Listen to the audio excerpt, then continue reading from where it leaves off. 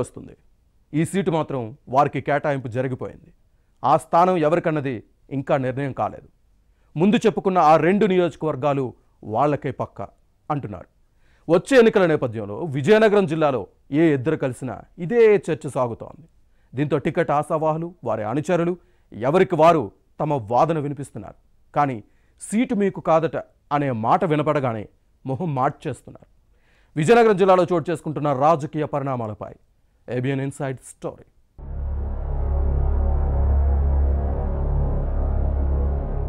ఎన్నికలు సమీపిస్తున్న సమయంలో విజయనగరం జిల్లాలో రాజకీయాలు వేడెక్కుతున్నాయి. ద్విముఖ పోటీ జరగనుంది. ఇందులో తెలుగుదేశం, జనసేన పొత్తులో భాగంగా సీట్లు సర్దుబాటు చేసుకుని బరిలో దిగనున్నాయి.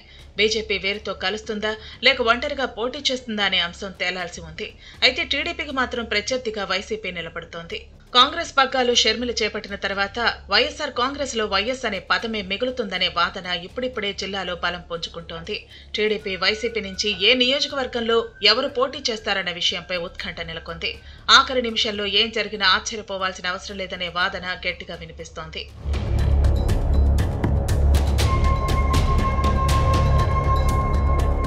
అభ్యర్థుల ఎంపికలో కొన్ని నియోజకవర్గాల్లో కులం, మరికొన్ని స్థానాల్లో కుటుంబ నేపథ్యం కీలక భూమిక నిర్వహించబోతోంది.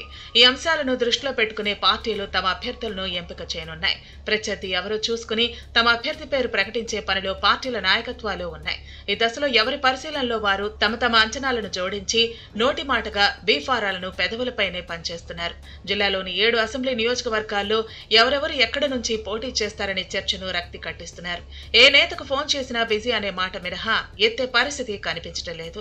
అక్కడ అలా ఆట, ఇక్కడ ఇలా ఆట అనే పొద్దస్తమానం ఫోన్లో ఎవరి అంచనాలపై వారు ధీమా వ్యక్తం చేస్తున్నారు.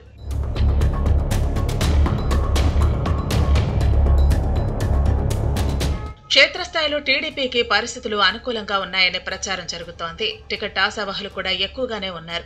సీటు కోసం ఎవరికి వారు పావులు కదుపుతున్నారు. మంగళగిరిలోని పార్టీ రాష్ట్ర కార్యాలయానికి వెళ్లి తమకు అనుకూలంగా ఉన్న నేతలను కలుస్తున్నారు. పార్టీ అధినేత ముందు తమ వాదనలు వినిపించే పనిలో తలమునకలయ్యారు. ఈసారి టికెట్ ఇస్తే గెలిచేస్తామని చెబుతున్నారు. ఎవరెవరు ఎక్కడి నుంచి పోటీ చేస్తే బాగుంటుందో సూచిస్తున్నారు. విజయనగరంలో పూసపాటి అతిథి గజపతిరాజే పోటీ చేస్తారని కేంద్ర మాజీ మంత్రి అశోక్ గజపతిరాజు అంతరంగికులు చెబుతున్నారు. అధిష్టానం కూడా స్పష్టత ఇచ్చిందని, పేరు ప్రకటించడం ఒకటే మిగిలి ఉందని అంటున్నారు. అయితే వైసీపీ అభ్యర్థి కోలగట్ల వీరభద్రస్వామికి చుక్కలు చూపించడానికి ఆఖరి నిమిషంలో అశోక్ గజపతిరాజు పోటీలో ఉంటారని మరికొందరు చెబుతున్నారు. అతిథి గజపతిరాజు ఇప్పటికే తన ప్రచారాన్ని ప్రారంభించారు.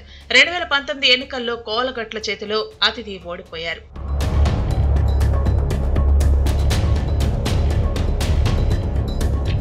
అలాగే విజయనగరం లోక్సభ సీటు కూడా 2 పార్టీలకు ప్రతిష్టాత్మకంగా మారింది. వైసీపీ నుంచి మచ్చి శ్రీనివాసరావు, ప్రస్తుత ఎంపీ బెల్లాన చంద్రశేఖర్ పేర్లు పరిశీలనలో ఉన్నాయని ప్రచారం జరుగుతోంది.